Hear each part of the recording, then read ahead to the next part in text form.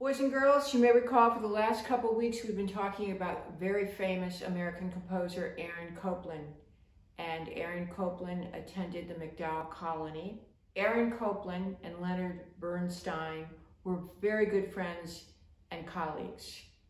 I want to talk about Bernstein because he is, again, one of our most famous American composers. He was born in 1918 and died in 1990.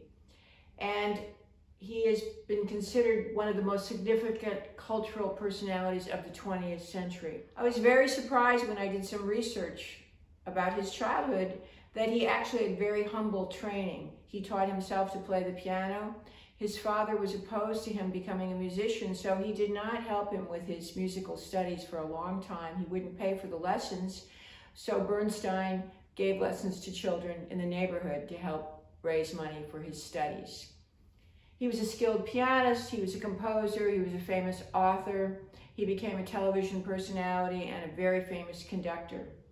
I want to talk about the highlights of his career because it was there was a lot of activity in his life. He became the conductor of the New York Philharmonic, which is a very coveted position because Bruno Walter got the flu, and Bruno Walter was scheduled to perform that night. So Leonard Bernstein went on stage without any rehearsal to do that concert. It was a concert that was broadcast on CBS radio and was very successful. And from that point on, Bernstein became famous as a conductor. He conducted many, many places in the United States and in Europe. And in 1957, he became the official music director of the New York Philharmonic, a post that he held until 1969. He brought Sibelius and Nielsen, two composers that had not been heard. He brought those into the repertoire of the New York Philharmonic, as well as all the Mahler symphonies. One of the things he was particularly famous for was the Young People's Concert.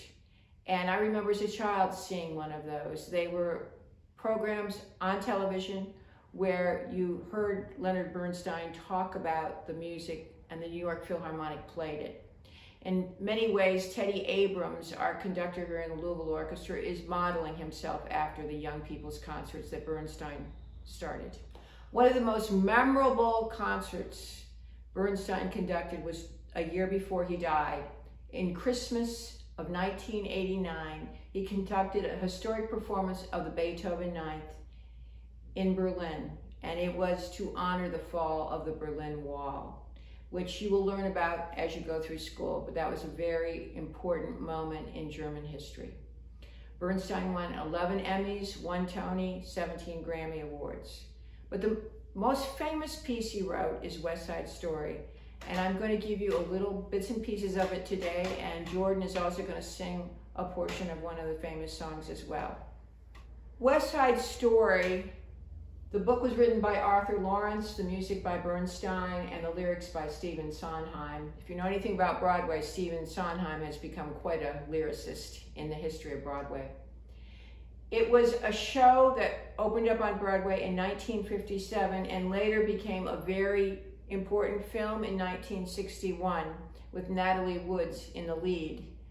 It's an adaptation of the Romeo and Juliet story. Two people fall in love from two families that don't like each other. The Jets, the white neighborhood folks, and the Sharks, the Puerto Ricans. What was really significant about this show as a Broadway musical was that it changed theater. It was not a lighthearted show. It had a dark theme, it had very sophisticated music, it had extended dance scenes, and it talked about social problems. And that was really the first time that had happened.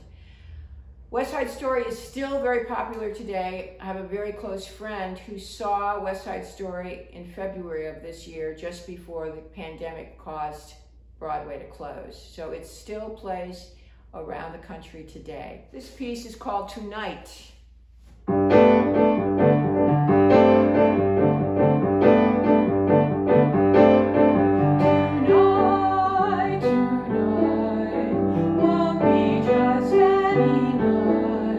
Tonight there will be no morning sun.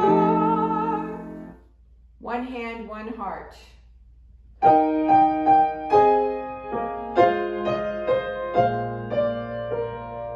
Make of our hands one hand, make of our hearts one heart, make of our vows one last vow.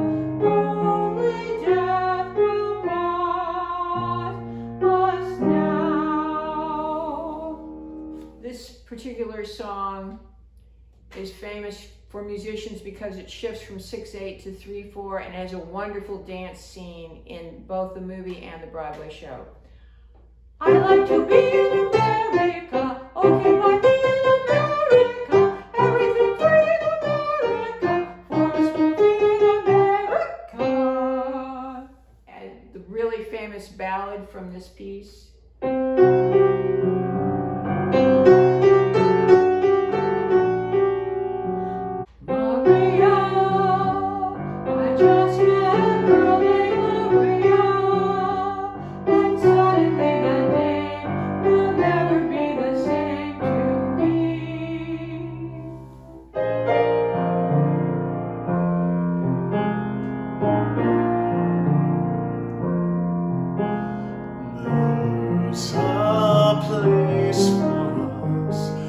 Somewhere a place for us, peace and quiet and open air, wait for us somewhere, someday, somewhere, we'll find a new way of living, we'll find a way of forgetting, somewhere.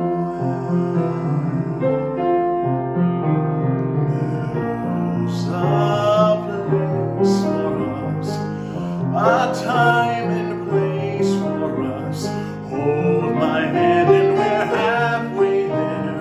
Hold my hand and I'll take you there. Somehow, someday, somewhere.